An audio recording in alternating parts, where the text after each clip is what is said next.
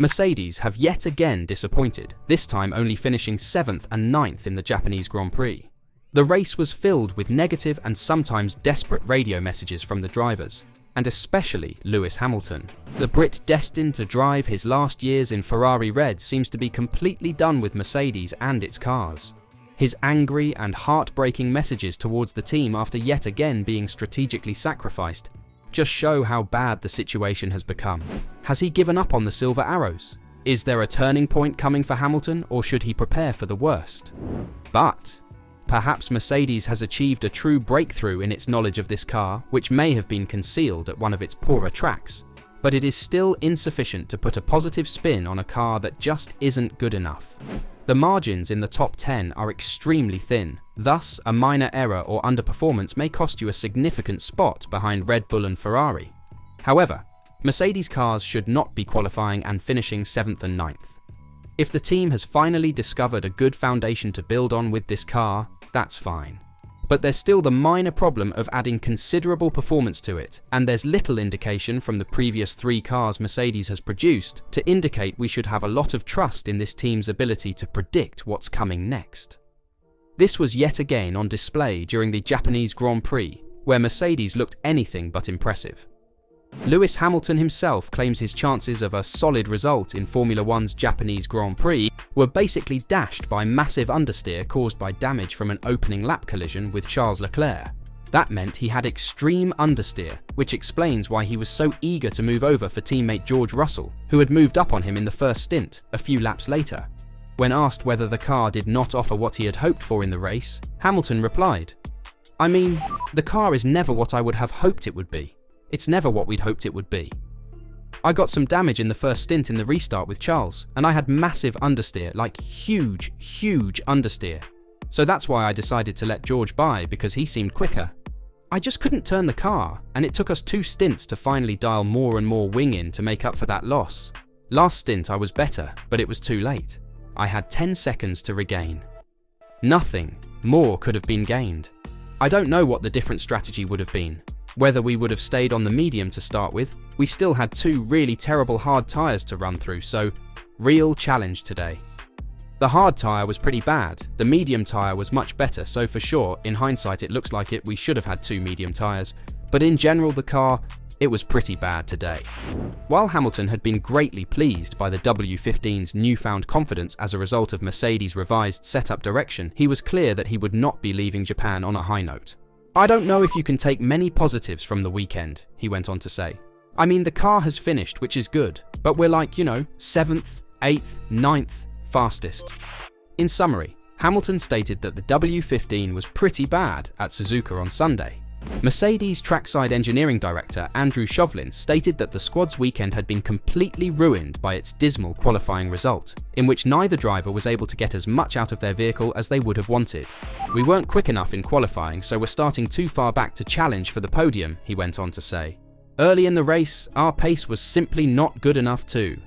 We'd decided to go to the hard tyre at the red flag as we felt there wasn't much threat from behind, and it was our best way to offset and try something different. Towards the end of that stint, we were really struggling with low grip. We couldn't stop early as there was too much traffic in the window, so we stayed out until we had cleared it. Unfortunately, by then, we had lost a chunk of time. The second and third stints were more encouraging, but we'd lost too much time by that point to get back into the mix. We know that we are not quick enough at the moment, so we will continue to work hard to improve that. Despite the challenging result, it has been a useful weekend to learn more about our car and develop our understanding of the W15. But Mercedes also looked to have made the wrong strategy decision if you were to ask Lewis Hamilton.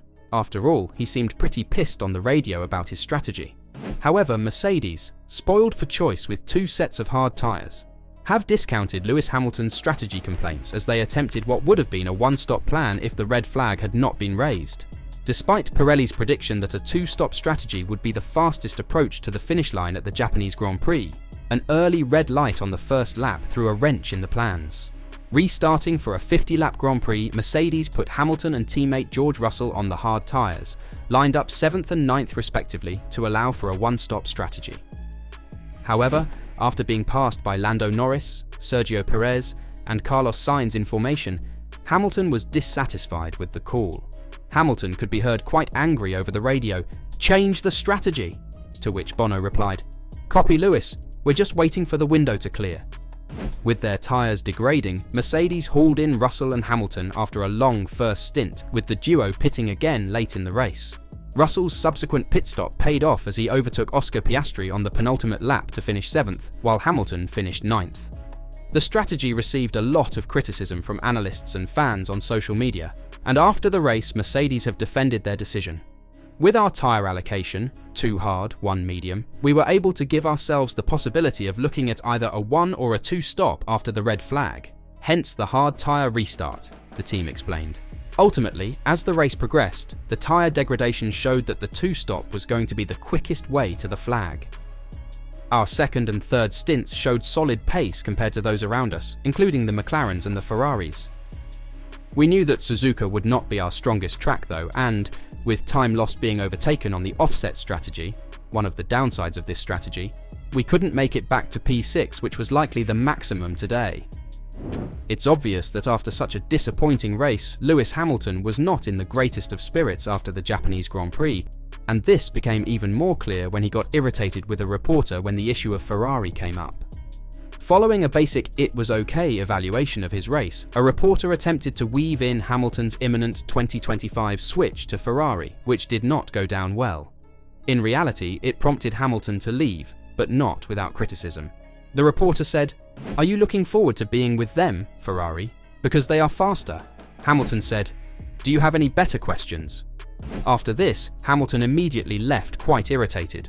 Because Hamilton did not stay, the reporter will most likely never find out the answer, but it was evident that this was not a race that the 7-time world champion wanted to revisit. It's clear that with each passing 2024 race weekend, Lewis Hamilton's surprise transfer to Ferrari appears to become more and more logical.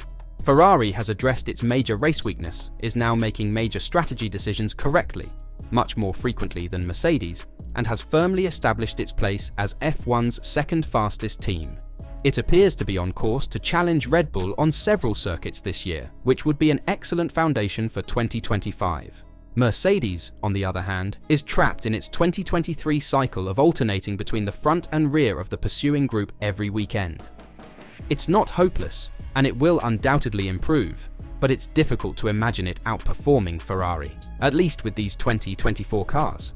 Despite Mercedes' troubles, Hamilton may be delighted with his future employer's improvement, but make sure to not ask him anything about it until at least 2025.